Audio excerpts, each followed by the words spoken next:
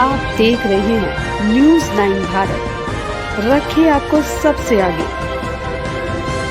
नमस्कार, आप देख रहे हैं न्यूज़ 9 भारत और मैं हूं आपके साथ अशोक चौहान। देश और दुनिया की तमाम खबरों पर आइए डालते हैं एक नजर।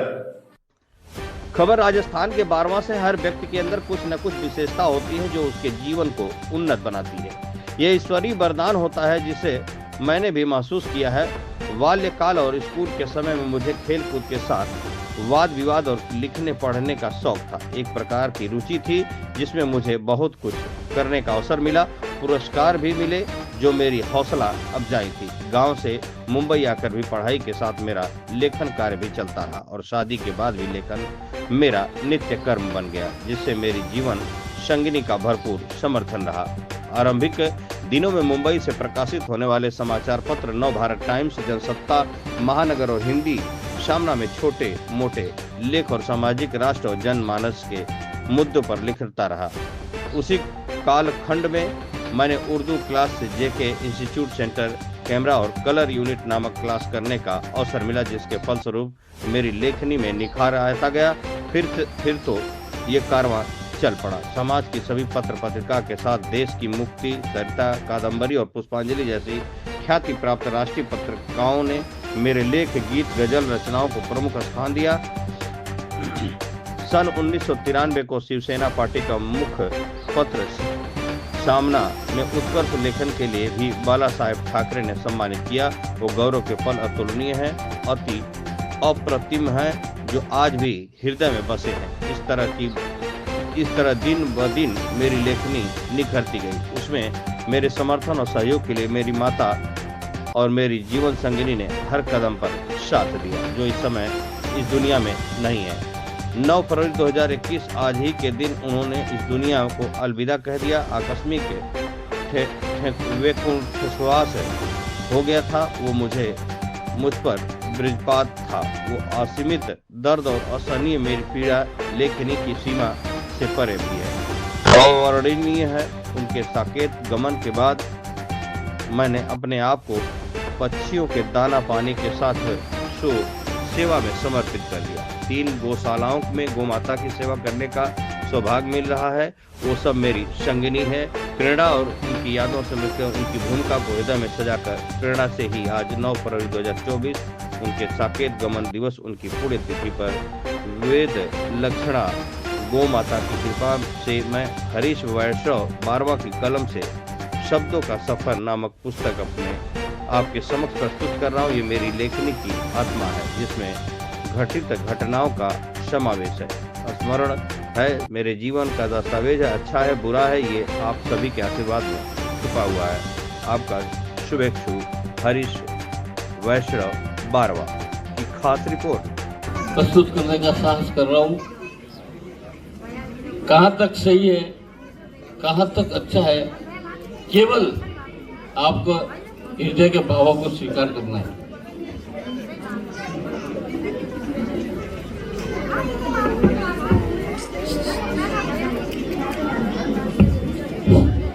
सभी का ध्यान चाहूंगा। ये रचना मेरे दिल से जुड़ी हुई है कि तुमने तिनके चुनकर घोंसला एक बनाया। तुमने तिनके चुनकर घोंसला एक बनाया। एक मन के से माला खुद पी रही है। इस मिठास का रसपान अधूरा सा रह गया। जीवन कोई सप्तरंगी सावन की फुहारा सा सजाकर आप क्यों चलती है? आपके घर आंगन में महकती है फुलवारियां। आपके घर आंगन में महकती है फुलवारियां। खुशियों के मेलों से भागती रही है दुश्वारियां।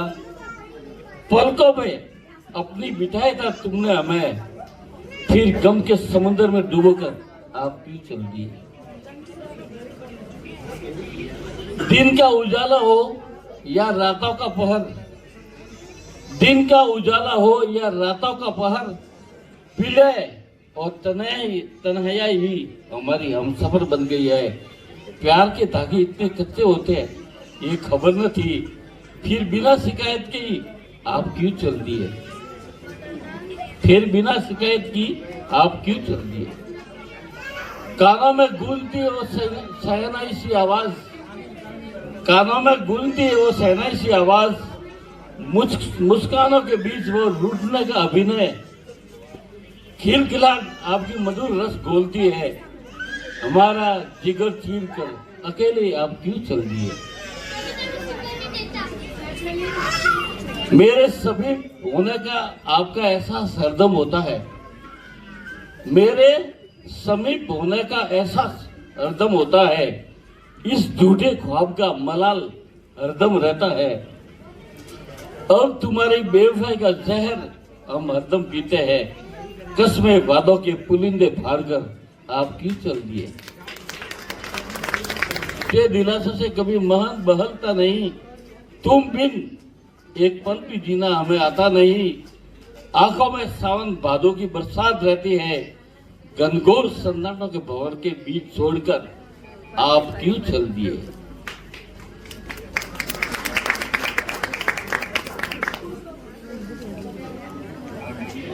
ये जालिम दुनिया बेवफाई और आडंबर है, ये जालिम दुनिया बेवफाई और आडंबर है, जीवन अब अश्कों का समंदर बन गया है, क्या हकीकत है क्या फलसफा है, क्या हकीकत है क्या फलसफा है, जज्बातों की महफिल का न जाने क्या तराना है, ये सब बिना बताए आप अकेले चल दिए। बहुत बहुत आभार, बहुत बहुत धन्यवाद। नमस्ते, मेरा नाम है निहारिका। मेरे दादू और दादी सर के लिए मूवी बेटा, मेरे चाचू के लिए जेठालाल और आप सबकी खुशी। आज हम जिसके लिए आए हैं उनका ज्ञान गूगल से भी ज्यादा, उनकी जिंदगी की कहानियां नेटफ्लिक्स से भी ज्यादा, और अनुभव में तो अमिताभ बच्चन को भी पीछे छोड़ दे, ये है मेरे दादू। दादू से मुझे हमेशा ये सीखने मिला है धर्म और कर्म को कैसे रक्षा करनी है, और इसका हमेशा दादू ने मुझे पाठ पढ़ाया है। दादू को देख के हमेशा मुझे सिर्फ 3 चीजें याद आती है, वो है टाइम को कैसे बचाना है, टाइम को कैसे मैनेज करना है, डिसिप्लिन अपने अंदर कैसे लाना है, और कंसिस्टेंसी उसकी कैसे रखनी है। इसके लिए मैं मेरे दादू को शुक्रिया कहना चाहूंगी।